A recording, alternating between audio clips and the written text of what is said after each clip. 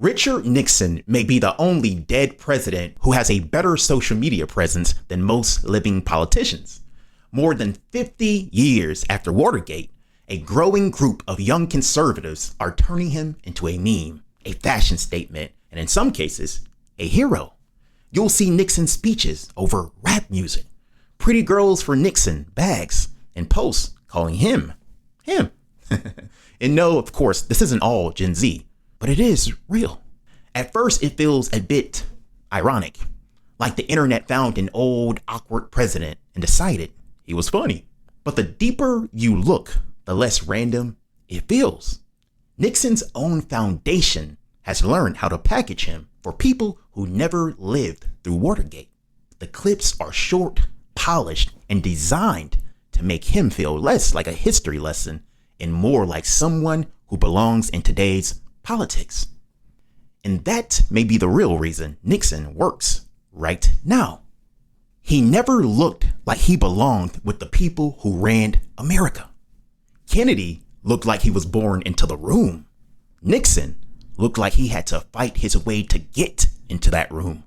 He lost the presidency. Then he lost a race for governor. People thought his career was over. And then he came back and he won the White House. To young conservatives raised during the Trump era, that story feels familiar. Here's a politician who hated the press, resented the elites, and believed the powerful institutions were determined to destroy him. J.D. Vance has even said Nixon's reputation is going through a renaissance, and you can understand why. Nixon feels wounded. He feels angry. He feels like a man who never received the respect he believed he earned. That makes him easier to identify with than the old, polished, optimistic version of conservatism represented by Ronald Reagan. And there is a legitimate case that history has flattened Nixon. His presidency opened relations with China and created the Environmental Protection Agency. He was more complicated than the cartoon villain many people were taught about. Reducing his entire presidency to Watergate is bad history. But removing Watergate from his story is bad history too. Watergate was not just some burglary exaggerated by journalists who hated Nixon. The break-in happened. The cover-up happened. And the White House tapes showed Nixon discussing how to interfere with the FBI investigation. He did not resign because the media was mean to him. No. He resigned because members of his own party heard the evidence and knew his impeachment was coming. But this is where the internet changes history. It doesn't have to prove Nixon was innocent.